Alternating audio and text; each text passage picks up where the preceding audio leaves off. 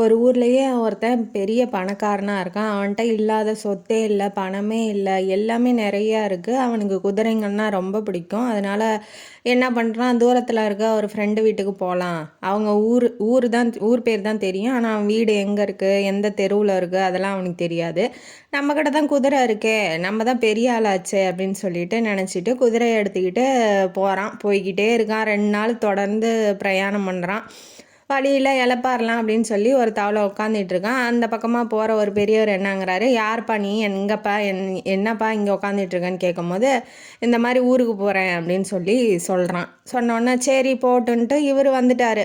இவர் வந்தால் பார்த்துட்டு அவன் என்ன பண்ணுறான், குதிரையை எடுத்துக்கிட்டு இவர் பின்னாடியே வரான். இவருக்கு என்னன்னா, இந்த வழியாக போகக்கூடாது, அதுக்கு ஆப்போசிட் வழியில் தான் போகணும், இவன் ஏன் இந்த வழியாக போகிறான் அந்த ஊருக்கு அப்படின்னு சொல்லிட்டு குதிரையை நிறுத்துறாரு.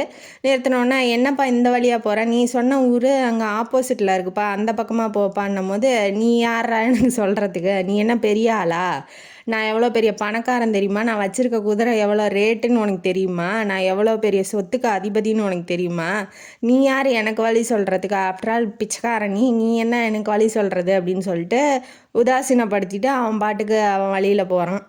அந்த பெரியவர் என்ன நினைக்கிறாரு, இவனை பைத்தியக்கார முட்டா பயலா, போகிற வழி இது இல்லைடா அதுடான்னு சொன்னதுக்கு நம்மளையே பிச்சைக்காரன் அவன் பேசிட்டு போகிறான், எங்கேயோ போய் அலைஞ்சு திரியிட்டோம் அப்படின்னு சொல்லிட்டு அவரும் கிளம்பிட்டாரு. இப்போ இந்த கதையிலேருந்து நமக்கு என்ன தெரியுது அப்படின்னா, நம்ம என்ன தான் எவ்வளோ தான் வச்சுருந்தாலும், எவ்வளோ சொத்து, எவ்வளோ பணம், எவ்வளோ நகை வச்சுருந்தாலுமே அடுத்தவங்க என்ன சொல்கிறாங்க, நம்ம போகிற வழி ரைட்டா தப்பா அப்படின்னு சொல்லி யார் என்ன சொல்கிறாங்கங்கிறத காது கொடுத்து கவனிங்க. இல்லைன்னா அந்த குதிரையை வச்சுக்கிட்டு அவன் அலையிறான் பாருங்க ஊராக, அந்த மாதிரி தான் நீங்கள் பணத்தை வச்சுக்கிட்டு ஊராக அலைய வேண்டிதான்.